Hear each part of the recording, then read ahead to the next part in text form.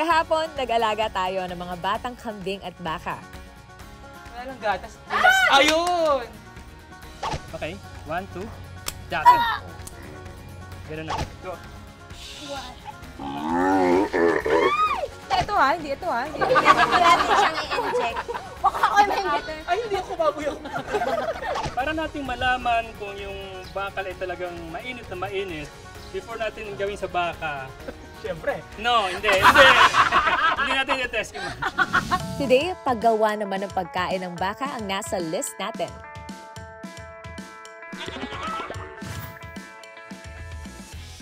Kahapon, nagsimula na tayo mag-alaga ng mga baka dito sa farm. At syempre, nalaman din natin ng mga iba't ibang breed ng baka at paano asukisuin yung mga bisiro. Ngayon naman! Ngayon naman, mga pagkain nila ang ating ihahanda sa Day 4 ng #Racing Farm Animals Goals. Dito lang sa #Bingo!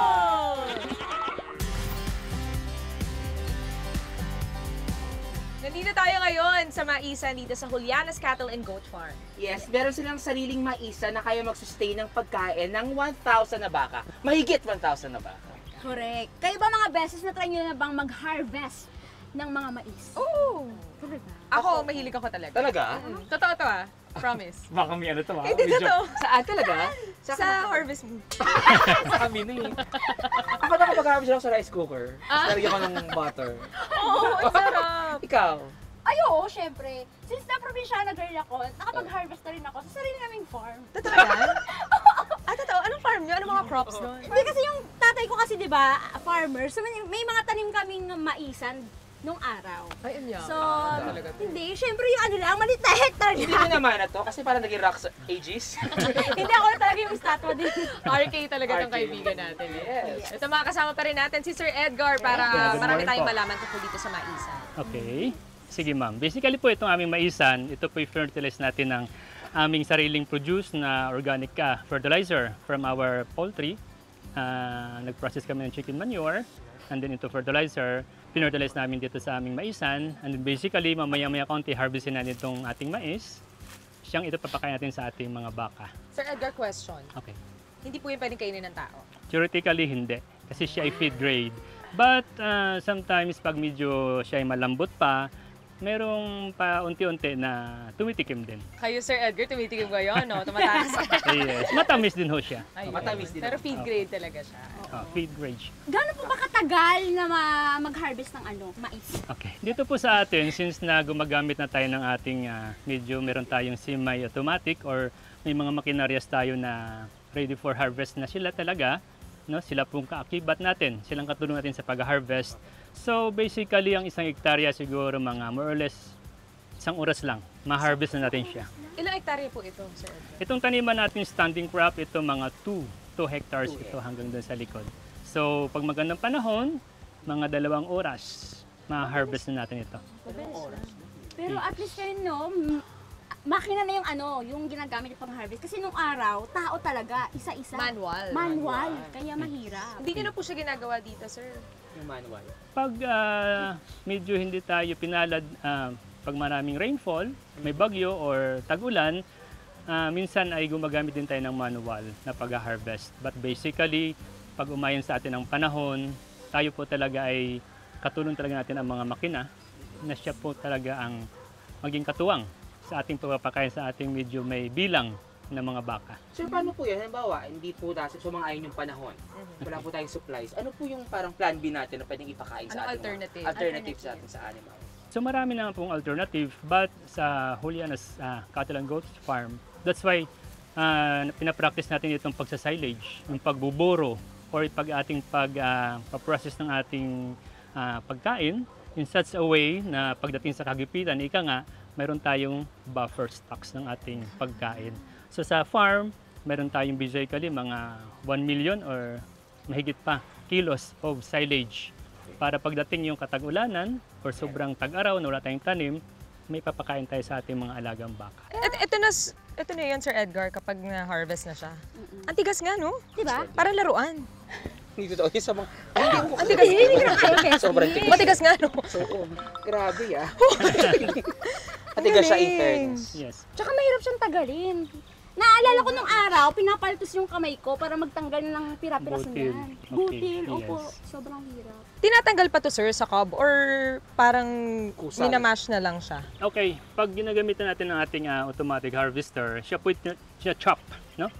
Ng evenly, no? Evenly chop na yan. Siguro mayroon tayong sukat na mga 1 cm yung cuttings niyan. So, pantay-pantay pong pinuputol ang ating harvester na siya namang ating i-process into corn silage.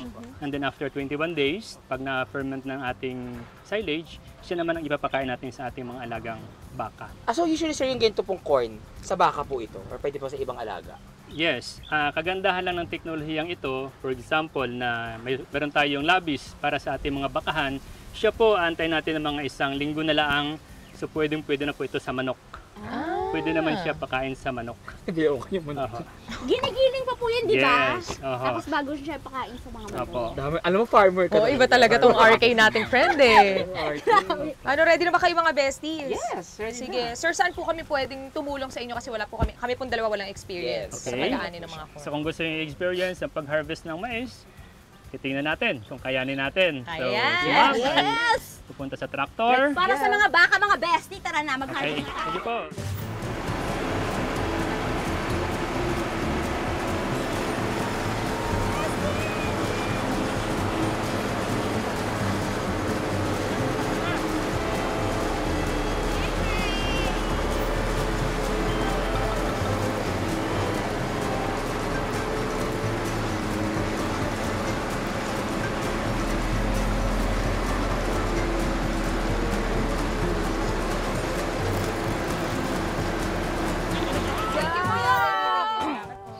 Okay, Chi, baba. Besties, pa-help. Yes. You need some assistance. Of course, of course, of course. Yan. Tapos tumalo. Kaya. Salamat. Ako yung boots! Boss, magmaramihan! Wow, ang galing naman Miss May. So ito na pong hinarvest niyong mais. Doon na yun. Na yes. Ang galing. Okay, ang galing. Pwede na mag-harvest. Harvester. So, yeah, later on, mamaya-maya, papunta tayo sa farm. Ito pong ating ipaprocess. Sa silage natin siya. Silage na. And then after process, 21 days, pwede na po natin siya papakain sa ating mga alagang baka. Bongga. Okay, congratulations. Salamat po, salamat. Let's go. Salamat, kuya. Thank you nga, kuya. Dahil maraming baka dito sa farm, syempre kailangan din nilang mag-produce ng maraming pagkain para sa kanila. Gaano po katagal binuburo ang mais para maging silage ito? Okay, from the field, after natin siya na-harvest, so ilagay natin sa ating bunker. By the way, dalawang klaseng ating pag-silage, no? Isa sa bunker, ang isa naman sa drum. Okay? Gaano katagal? It will take 21 days. At least 21 days, so pwede siya ipakain sa ating mga alagang baka at kambing. Importante kasi tama yung haba, di ba? Ng days. Bago siya maging okay kasi syempre pag pinakain niya sa animals, dapat tama siya. Yes. Ano po mangyayari kapag sumobra Yes. sa pagburo or nagkulang? Okay. Unang-una, wala naman pong mangyayari pag siya sumubra, lumabis or kumulang siya sa 21 days. Okay? But by the book, siya po yung recommend at least 21 days para yung proper fermentation ng ating corn ay andun siya sa tamang Nutrient count. yes! Tama ba? Tama. Okay? May sustansya, kumbaga. Yes, para stable na po ang kanyang fermentation. Yun nga po sa sinasabi ko kanina, wala pong masama kung ipapakain natin siya ng less than 21 days, better pag after 21 days na hindi siya masisira with that proper silaging. Stable na po yun, so hindi po yun mabubulok, hindi yun mapapanis. Kahit kailan? Well, Forever. hindi naman po forever. Kasi po kami ay nasa 12 years pa lang kami sa industry na ito. But sa nababasa ko po, siya ay tumatagal ng more than 10 years. What? Oh, well, buro nga naman kasi. Yes. Ano po yung mga ingredients, yung components para makapagburo po tayo ng silage? Okay. Kanya-kanya pong pamamaraan or kanya-kanyang technique. Dito po sa amin, sa Juliana's Cattle and Goat Farm, ginagamit po namin dito ay simple lang. Compaction lang po, tamang compaction lang, tamang pagsisiksik, tamang pagtatakip. Yun lang po namin ginagamit dito. Wala po kayong ina-add na yeast Yes. or kung ano mang pamburo na ginagamit sa pagkain? Dito po wala. Wala po kami. Dapat po ba yung moist niya is tama lang or temperature niya? Yes. Actually po, moisture and temperature, siya po yung mga mahalagang component Yun. ng pagsasilage. Yung tama pong moisture, kaakibat po yung tamang edad ng ating mais. No? So, dapat tama po yung age ng mais para makuha natin ang tamang moisture content.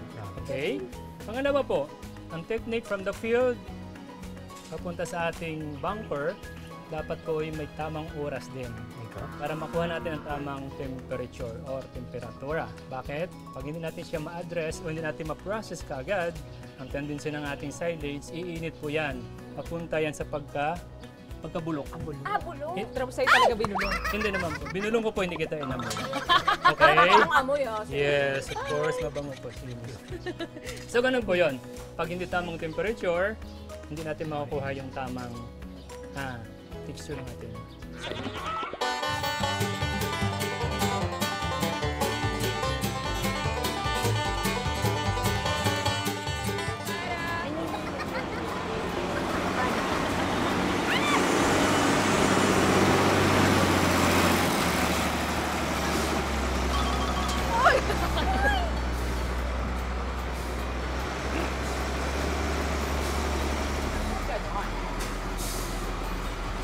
Wow! Paandar ah! Sir Perfect! Edgar. Literal na paandar. Oo, umandar. So, Sir Edgar, paano po yung hinarvest po natin? Ihahalo po siya dun sa mga naburo? Hindi pwede yun. Yes, go-process natin siya ngayon. No? So dito po, ang ating pakakainin ay dalawa. Digo, so yung ating baka, mga baka at sa ating mga kambing. So siguro sa ngayon, tuturuan ko kayo, ipakita ko sa inyo kung paano gumawa or tayo na talaga ang gagawa ng pagbuburo, pagsasilage para sa ating mga kambing sa tulong ng ating gagayan drum. Okay? I-assist po namin kayo, Sir Edgar. Okay. So, sinong aakyat? Yung taga-siksik sa drum? Taga-sip-sip. Taga-siksik. Ako po, sige. Okay? So, Ma'am Che, Isa po ako akyat. dito po. Ginawa tayo. Hindi dyan! Hindi dyan! Saan ba? Tama po. Ako po akyat dito, di ba? Naku, masyado yata ako ano. Okay, yan. Ayan! Yes, compact. Okay, okay, okay. Dapat ako pala mas mabigat. Okay. And then, okay, Ma'am Che, baba muna kayo. Kasi, dadagdagan namin ng corn silage. Ito ba, Chami? Para Okay. mabigat ka? Sige. So, Ayan, Chami, ikaw dyan. pick tayo, no? And then, Sige pa. okay. Hindi na. Ito pa. Sumobra naman mahal sa konti. Pakita mo dun. Ayan. Yon. Okay. Bata pa lang ako. And then, Ma'am Che, sayo tayo. Si Chami din daw po, try.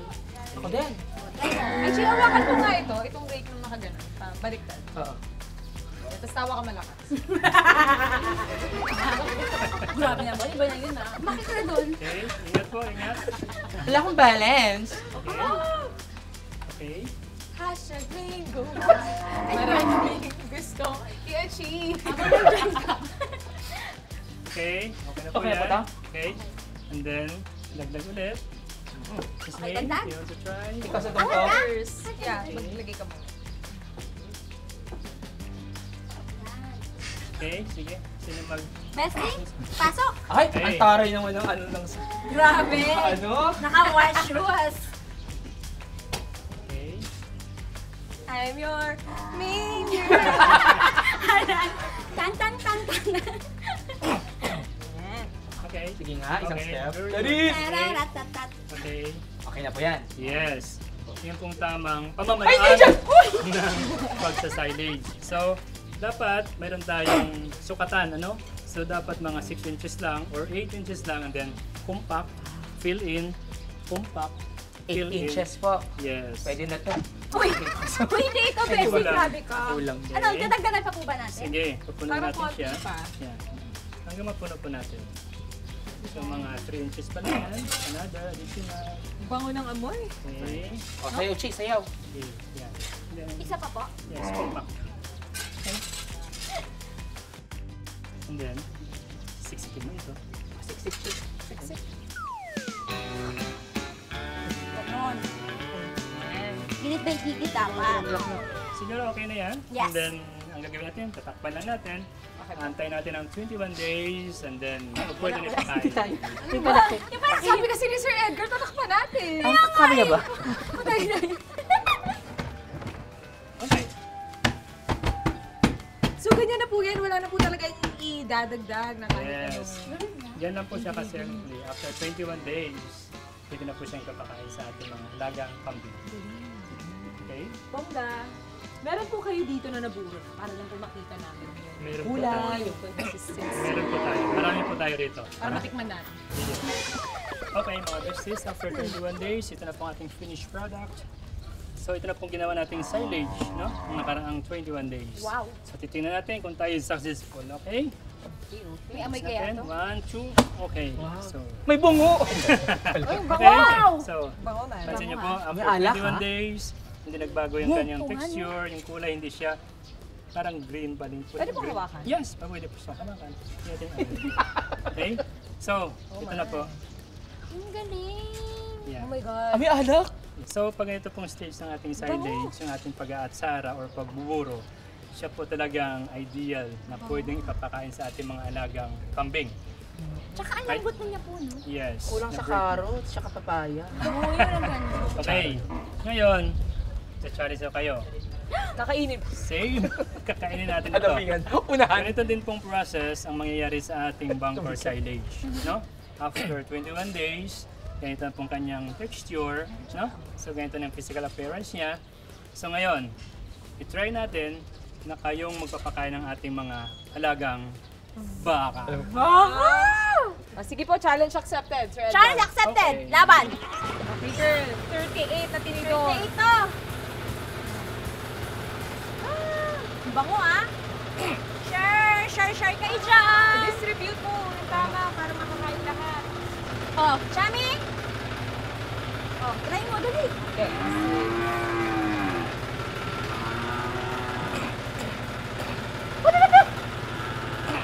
Bye, bye, bye! Bye, bye! Yan.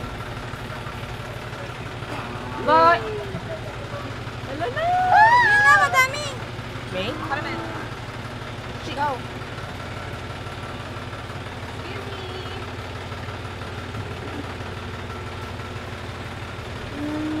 Ah!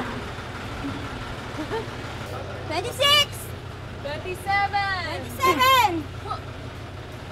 28! 28! 29! And 30! 30! 31! 32, no? Tama? 32! 32! Okay! Yes! Perfect! Sakto, 32 tinidors. Tinidors talaga. Any doors? Pero pagkatapos niyan, tulad nga na sabi ni Sir Edgar, kailangan nila ng mag-merienda. Merienda. Kailangan Yes! nila ng snacks. So, kailangan na natin mag-prepare ng snacks para sa ating mga carrots. Trabaho Yes, dito, let's go! Sige, ito, sige, ito. Alam niyo ba mga besties, sa isang araw, pinapakain din ng mga baka ng tinagtad na tubo. Sige, ito, try ko to. Ito po, Sir Edgar. Yes. Sir Edgar, bakit po sila pinapakain ng tubo? Okay. Parang tao din po itong ating mga alagang hayop. Kailangan nila mag-merienda. No?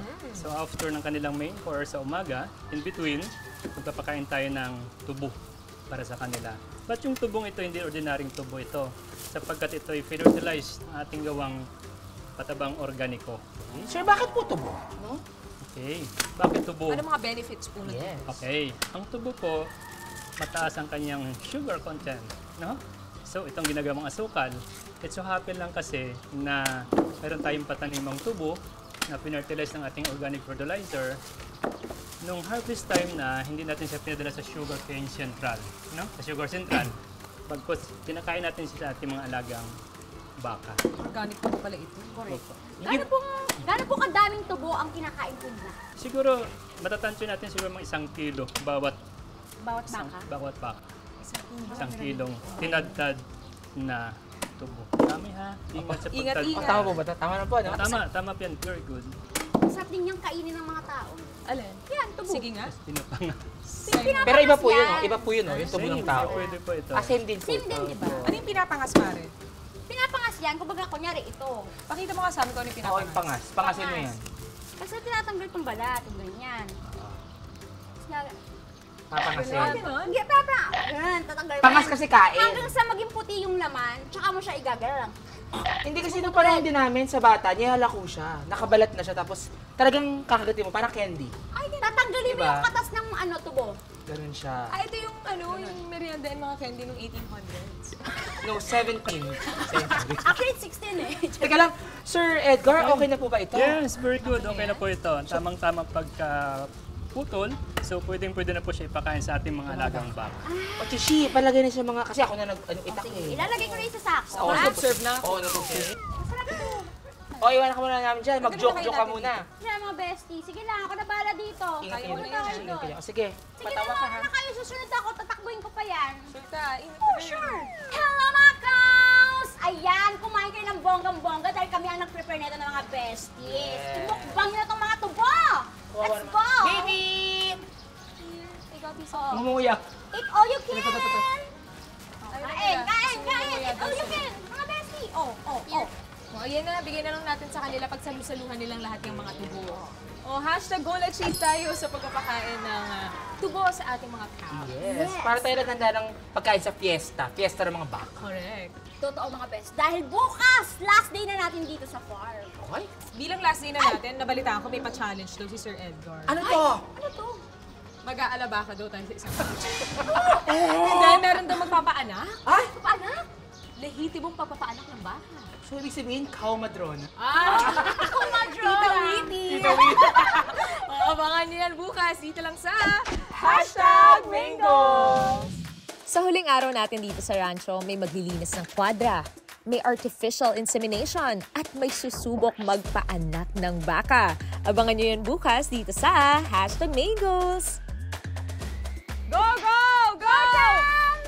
Ay! Ayun! Slowly, Hanggang dyan na lang daw po yung apo. slowly, abot mo. Sure, nagdala Okay. kaya ng bias niya. Yeah. Kapain mo! Ang noon ng baka. Ano po ba ito? Yes. Oo yan. Oo, yan. Pwede po makita?